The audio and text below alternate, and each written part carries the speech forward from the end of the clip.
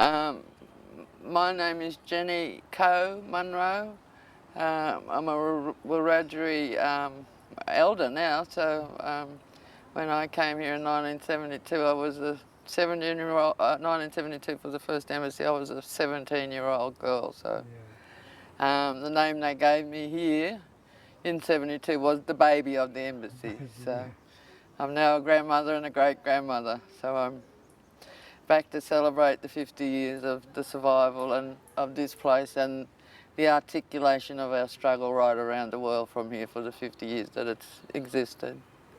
Yeah, you were so young, and then people said you're a baby, all right? Yeah. So why you came here? You're not living in Canberra, right? No, I've never lived here. I come from Canberra, which is a couple of hours north of here. That was where I grew up, but moved to Sydney because there was no work in Canberra after we finished school. It was just a typical racist country town in 72. There was no jobs for Aboriginal people other than the drovers and council workers. So, yeah. So what's the kind of what thing brought you here? Why? Well, are you come here alone or with someone? No, my whole family came with me the first time. My brother and sister, like I said, Isabel and Paul Coe, were very heavily involved in the organising of the first embassy. I see. So they came through home on their way to Canberra. So I just tormented my parents to let. I wanted to come down with them, but parents decided we'd all come down. So that was the first visit. Yeah. I was back again in July when the police enacted their ordinance making it illegal to camp here on Commonwealth land. So I was here when the police came in to remove the tent. So I saw that very brutal confrontation up front and very close. I was actually manhandled in the protest. The police came in, because we'd put women around the outside of the perimeter to protect the tent. They came in and just assaulted us first, the women, and then our brothers behind us came and had to fight the police to protect us. So my brother was assaulted by the police at the time, just trying to protect me from the police, and he ended up in Canberra hospital that night. So. It was in 1972? 1972, yeah. June? July? During July, when they made the first ordinance declaring the embassy illegal, So I was here then and saw the confrontation, saw the police come, just march around the corner from Old Parliament House. It was actually a functioning parliament then, but just move around the corner like stormtroopers just coming to assault us, basically, because we were all up on the top here. Then the originally umbrella that they stood under was just that little fire on the top part here. So that's what we want to try and have that recognised, the 50th anniversary of the Ford that actually set up the embassy, the message then, and that basically how little the politics or the policies in Australia have changed and how similar the message is today, 50 years later. We've had to fight the government and the whole country over the issue of ownership of land. We will have to do it again today over the issue of access and rights to water. So these are the same battle lines that were drawn up in 1778 when the country was declared terra nullius, belonging to no one. That political history should be well known around the world. This country was declared by England to be a vacant land. Cook and whoever else came after him saw enough of our fires and smoke signals along the coast to know that it definitely wasn't vacant, that it was inhabited. But they went back and told lies to their people back in their country, so they determined that no one lived here, and they sent Phillip out later, in 88. So this was all based on lies told there in the British Empire, and their greed and lust for other people's land. When you're talking about the 1972, it sounds like yesterday, all right?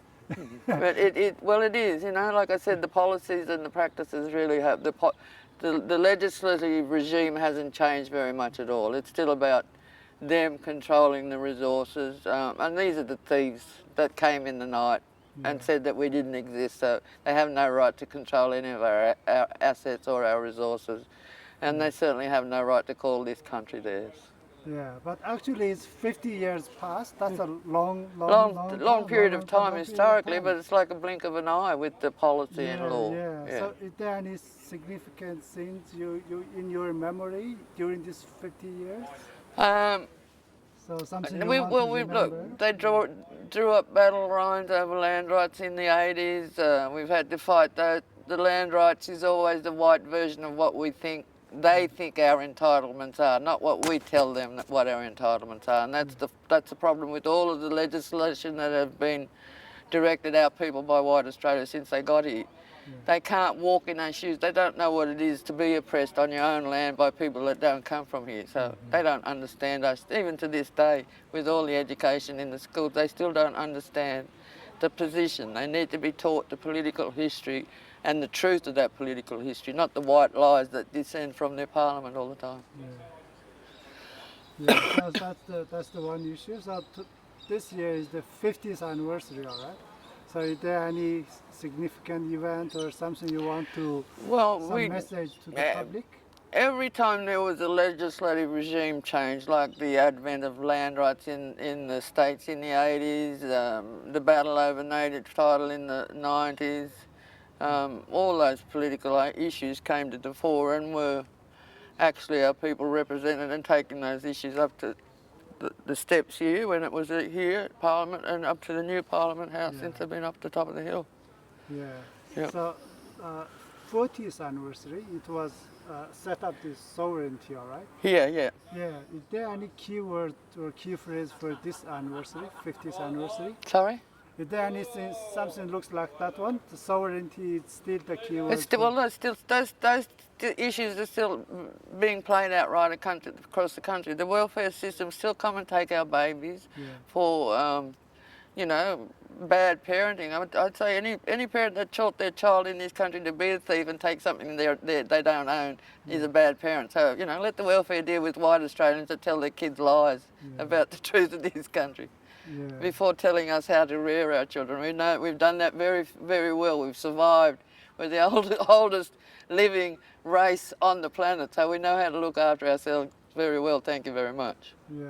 So in that case, there's no difference. No. The policies were all based on racism of 250 years ago. That when white people thought they had this God-given right to oppress other people based on colour of their skin.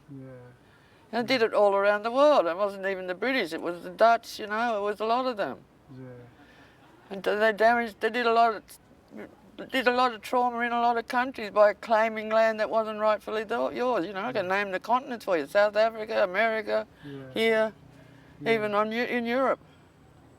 So the invasion day is a week later, all right? Next week or next week? Yeah.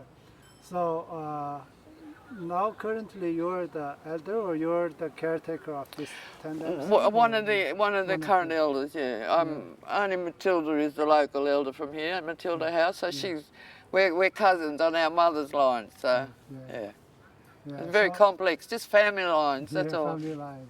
Yeah, so is there any kind of specific role for you to look after?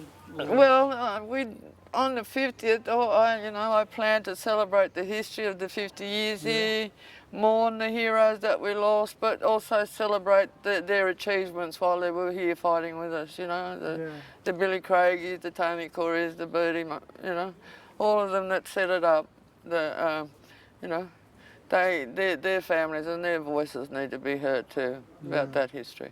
Yeah, is there any types of like gallery or something refer to the history? So to no, well, just the problem is they don't teach the truth in their history schools in the country, and that's what's so critical about the embassy. We will tell white Australia its own truth, whether it's palatable for them or not. They need to understand the damage that's been done to our people by their forefathers.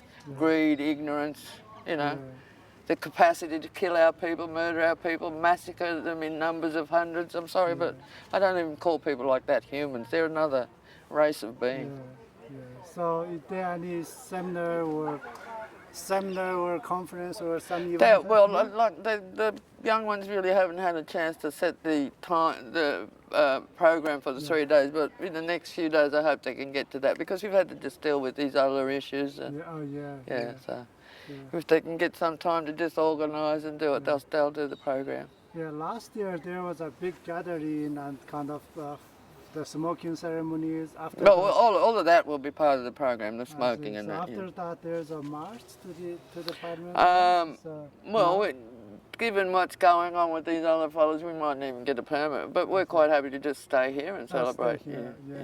We've been in their face enough times over the 50 years. I don't think they'll forget us easily. Yeah. There was a smoking ceremony, dancing and singing, quite a lot of activities. Yeah. Well, hopefully we'll have all of that for the anniversary too. So more people will come? Yeah. More people will come. Closer to the date, we'll get more people arriving. On the day, 26. Yeah, but we've got 10, 11 days, I think now. Yeah. I see. So this time, how long you will be? It's a 3-day program this year, so 25th, 26th and 27th. I see, yeah. And then the young ones will do the program when they sit down and get time to be able to just work out who will go where on the program. Yeah. So you're kind of connecting to this place, but not permanently. I live in Sydney permanently, but my connection is through my ancestry. Like my mother was born at Blakeney Creek, so yeah. So this time you'll come down just for this event, or? Well, it's like we've come to. I've reared my children here over the years for the anniversary of the embassy. So the 10th anniversary, the 20th, we were here every important anniversary. But like I said, I reared my children here with my sister when they were all babies. So the ones walking around here were all. Now it's quite a people here, but usually this place is quite quiet. Right? Very peaceful place usually. Usually peaceful. Nice. I have a little daughter. We visit this place quite often. So, what's your vision for the future? Well, I'd like to live to see the day where we get true justice in our country, where it's recognised that our rights to land precede white Australians' rights to land by some 50,000 or 100,000 years. So please don't show me your deed and titles. It's a fraudulent document. And then, how do you see this Aboriginal Tendam's role? What role this place playing? I think it will evolve and adapt. I mean, that's not even my place to say anymore. The younger ones will tell you that what their visions for the future here are. This is part of our cultural process of handing the baton on to the younger generation. So I can just sit back and rest and watch them work. So one thing is, in the future, the younger generation gonna be. They will take over our children. To keep as our protocol demands, it will come down through the families that have been here and done the work. So our children will continue our work. Okay, so thank you very much. Thank you. I'm sorry that it took so long for us to actually get to do this.